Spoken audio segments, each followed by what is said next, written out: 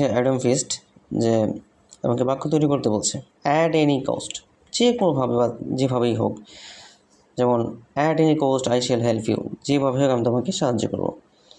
Carry the day, জয়লাভ করা। Our team will surely carry the day, আমাদের team আজকে অবশ্যই জয়লাভ করবে। ইন ব্ল্যাক অ্যান্ড হোয়াইট, লিখিত হবে। We charge against him in black and white, আমরা তাকে লিখিত দেওয়ার জন্য সুপারিশ করেছিলাম। ইন ভিউ টু, অর্থাৎ বিবেচনা করা, তাহলে we got a rise in his service in view of this efficiency. By dint of, বদৌলতে। I succeeded by dint of hard work, আমি কঠোর পরিশ্রমের বদৌলতে সফলতা পেয়েছি। ইংরেজি অনুবাদ করুন। সাথে ছিল যুদ্ধ মানবজাতির জন্য অভিশাপ। War is curse of human kind, সে সাঁতার কাটতে জানে না। She doesn't know how to swim, এই যে সে সাঁতার কাটতে জানে না, এরকম যে সময় সে ঘোড়া দৌড়াতে জানে না, এখানে হাউ টু সুইমটাই হইতেছে বারবার আসে আর কি। তারপরে হচ্ছে শিশুটি নাচতে নাচতে চলে গেল। The baby went away dancing.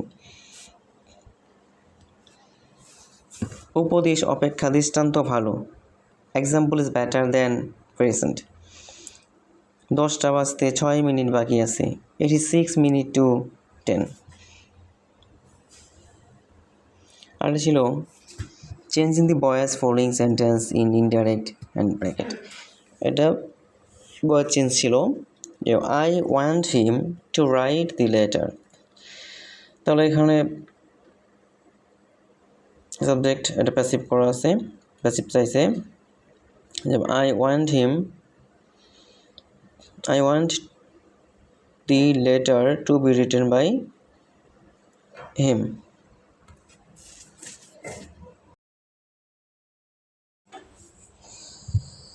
এটা হচ্ছে changing voice.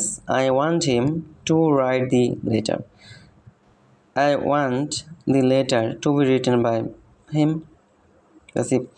His pen has stolen, এটা অলরেডি প্যাসিভ করা আছে, অ্যাক্টিভ করতে হবে। তাহলে someone has stolen his pen, যখন কোনো সাবজেক্ট থাকে না তখন সামওয়ান হয়।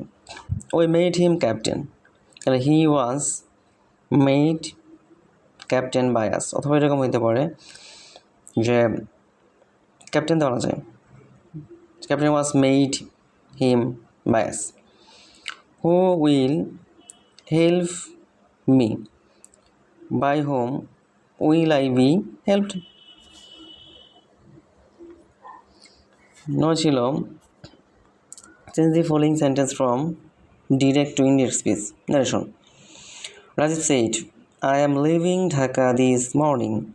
Rajiv said that he was leaving Dhaka that morning. Hassan said, I gave him to ring on this birthday.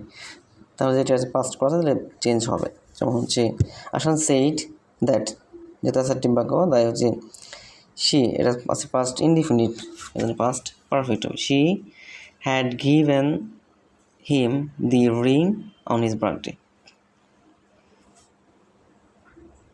Right from of verb ছিল, যেমন would that I see a tiger, তাহলে would দ্যাটের পরে সুষম could হয়, would দ্যাটের পরে এই দ্যাটের পরে উড দ্যাট আই, তাহলে কুড সি টাইগার।